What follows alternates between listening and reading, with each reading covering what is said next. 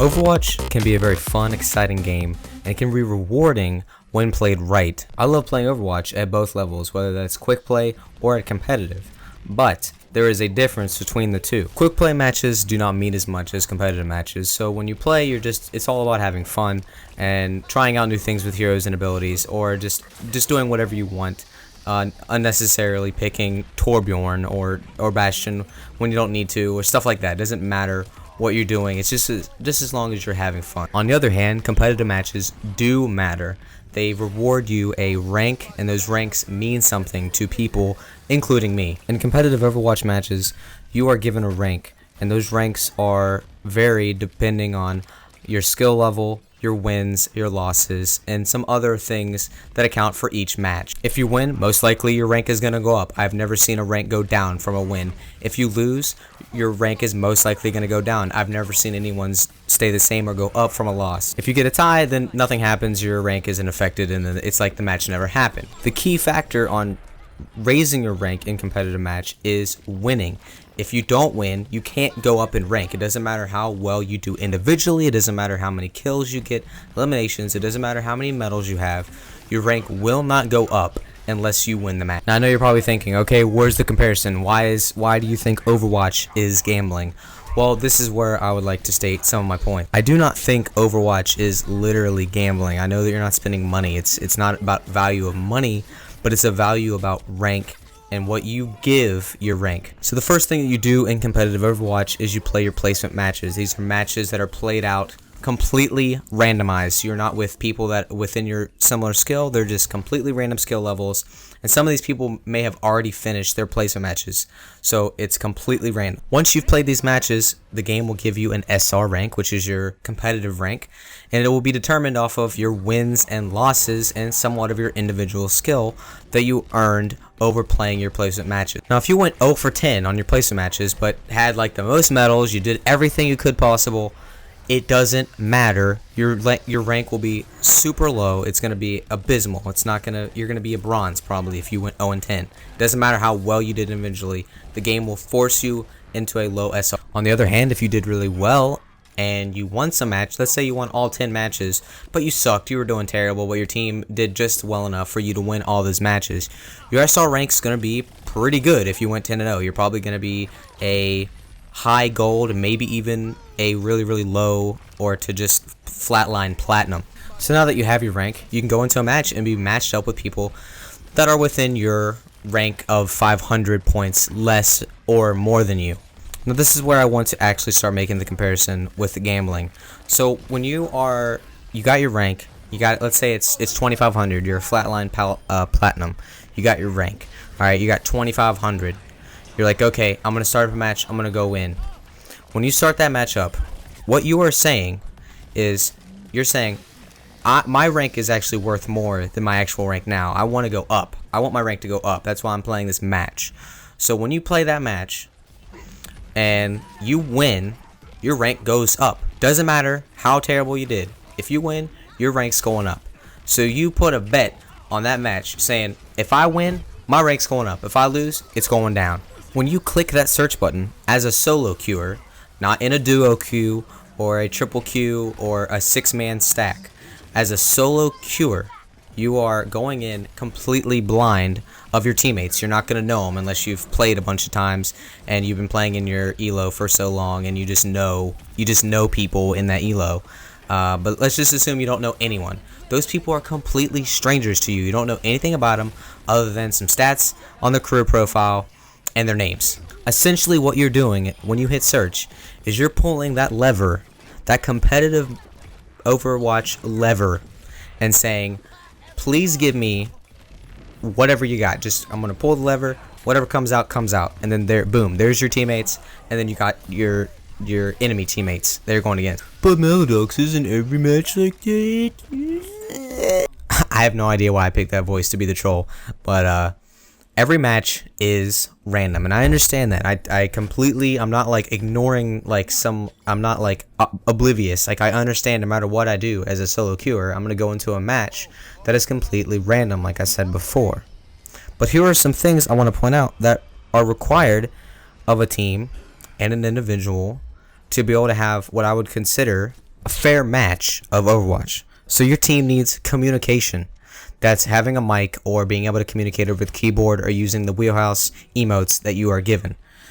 You need to be able to have individual skill. Now, your skills are obviously going to vary depending on your knowledge of FPS or how much time you put into this game. Third, you got to be able to aim. You got to be able to hit what you're shooting at. If you're not aiming at all and you're missing all your shots, whether you're McCree or Lucio or Pharah, doesn't matter what character you pick. If you're missing your shots, you're not going to be effective. And finally, care. How much do you care about the match, and how much do your teammates care about the match? Level of care is very important. If you're kind of like, I'm just chilling, I'm gonna watch TV while I'm playing. I'll have a YouTube video in the background and I'll have music playing, and I'm not gonna be paying attention at all. That shows that person has no care for that match, but they're in the match and you're stuck with them. Or vice versa, where nothing's on, you got the lights off, just the monitor, you got your headset on, you're focused, you're listening, you got everything, your air conditioner's turned off so you can hear everything perfectly. That means you definitely care about that match and you're going to put all effort to win that match. Now, there are a million ways I can cut it and slice it about individuals and how much they care and what their individual skill is and their level of communication. There are so many variables that essentially having a clean and fair match is really hard to come by in Overwatch. And that is precisely why I think Overwatch competitive is gambling. Now, I understand that almost every game is like that. That's the core of what they are. You're saying, these random people and me are better than those random people. I understand that. But to an extent, it can be lowered. The randomness can be lowered down if everyone is on the same page. That's level of care, their communication, and their individual skill can vary somewhat. Not everyone's going to be a pro MLG player at Overwatch, but having just basic knowledge of the game and aiming skill. Something that I'll catch myself doing quite often is I'll lose a match, completely just get shit on because of the lack of care or teammates' individual skills were just not high enough, and we lost the match. And I felt like it wasn't my fault. Now, I'm not saying that it's always the teammates' fault. Sometimes it's my fault. Sometimes I didn't play up to my full extent, but I try my best every time. Now, sometimes, obviously, like I said, I feel like the teammates weren't doing their best. They weren't trying that hard. They were maybe even trolling. And I'll be sitting there, and I'll be like, you know what? Maybe this time will be different. I'm gonna try again. And then I pull the wheel, and I play again, and the same results. Terrible teammates. I'm not getting the same effort. I'm like sitting there thinking, man, this can't happen again. It can't be 3 times in a row where I get super bad teammates and nothing's there's no communication. Everyone's just running around being crazy. So I pull the lever again. I tap that search bar. 3rd time's a charm. Still don't win. It's just an onslaught of loss after loss because no one has any level of communication and engagement. It's just all random. Now, I'm saying this on my part, on my opinion, on my individual experience. This is the type of stuff that I go through. You necessarily might not go through it. You might think I'm an idiot for a retard saying, you know what, you should just shut up and get good, MeloDox. How about you just get good and shut the fuck up? Well, you know what? I would like to think that. I would like to just get good, and then all of a sudden I win all my matches. But it's not like that. Every time you play competitive and you actually want to win, you pull the lever, and it's completely random. The outcome of that match is almost I could even say it's predetermined. Like gambling, when you pull the lever, it's predetermined. It already knows whether you're gonna win or lose. And I essentially feel that way when I go into a match. When I look at my team and I look at their team, and we start playing. Most of the time, I'm thinking, okay, we're not communicating very well. My teammates aren't doing certain things that they should be doing. We're not comboing ults. We're not doing all these essential things. Match is over. You don't have to finish the match out. You can just wrap it up. Just go ahead and give us the loss. Yet again, I can already feel the get good. Quit being a bitch. I can just feel that coming. But I'm speaking this through experience. This is how I feel. I see this all the time, whether it's someone leaving a match or getting trolled or just people don't care about the match. So here are my final thoughts on this. Yes, there is a lot of part is on you to play up to your full extent and try really hard and do your best to be a good player and communicate and do everything you can. And I feel like it shouldn't just be all on your teammates and like, oh, suck it, stop being Genji, stop being Genji, stop being Genji. You know, I don't want to be that guy. I'm not that guy. I'm not. If you want to be Genji or Torbjorn or Hanzo or Bastion or whatever, these weird picks that people get so pissed about, whatever. That's not my point. My point is, this system is not in your favor, or it is in your favor when you hit that search. Depending on your teammates, not necessarily you, but depending on your teammates, and they're in the same boat as you, the match outcome is almost determined already before you even started. It's already determined because of that mesh up of communication and individual skill and care. So here are some things that you could try to do if you feel like you're just getting fucked every time you hit the search button for competitive matches. It doesn't matter what range of rank you are. Now obviously I know when you get into like, if you're in Grandmaster and Master whatever, those matches are fucking awesome as fuck. I know they are because they're all just like clean, everyone's communicating, it's all fair, everyone's trying their best. That's what I consider fair. But when you get into these lower elos, whether it's bronze, silver, gold, platinum, and even some lower diamond, you're gonna get some effed up matches. So here are some things I was thinking that you could do to so you don't feel so fucked. Always have a mic. If you don't have a mic, go to the store and buy a $10 mic. It doesn't matter what kind of mic it is, have one, because voice communication is just strictly faster and more efficient than being able to type on a keyboard or select through that wheelhouse and select an emote that says thank you, or you're just standing there with your emote. Have a mic. Don't just pick DPS every time because you were the first one that picked it and you're like, fuck you guys, I'm not being support, I'm tired of being support, I'm being TPS. Don't be like that. Look at your team comp, select some heroes, have a variety of heroes that you can select from that you individually are good at, and pick them depending on your team comp. Don't just be a dickhead and be like, you know what, fuck you, I don't give a fuck about anyone. That's what I'm talking about, the level of care. Pick a hero that you think would complement your team and not yourself.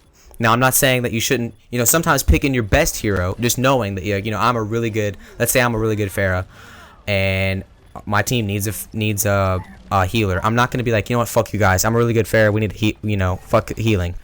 I'm not saying that, but if you have the opportunity to pick your best hero, absolutely pick your best hero. Do not feed the fucking salty trolls or the people that are getting pissed mid-match. I see this all the time where people will be like, oh my god, you're not supporting, where's the mercy, no reses, or someone get the fuck off of Genji, someone's so mad because someone's Genji. Don't do that. Don't get pissed at them. You can simply ask someone to switch, and that's not like in an aggressive way like, hey, fucking switch. Just say, hey, I think it would benefit the team if you switched to this hero or this hero, or hey, I think it would be better if you went with a flank. Hey, we need a flank.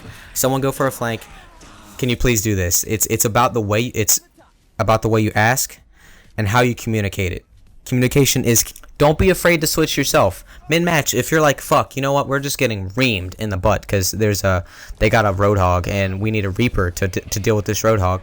Don't be afraid to be like, hey guys, I'm switching to Reaper, or silently do it, just do it, and then if your team gets really shitty about it, and it's it's working, don't worry about it, just do it. Just do what you think is going to help the team the most in every situation. I think if you go into every match with this attitude, as I want to win, I'm going to do everything I can to win, it'll start competitive matches will start feeling a lot more smooth. You might even make some friends from it. You might, it might be different than having some asshole that you might turn that asshole into a friend because they feel like you actually care about them and the match, and everything might change. Well, guys, that is totally it for me. I said a freaking mouthful. I know I covered a lot.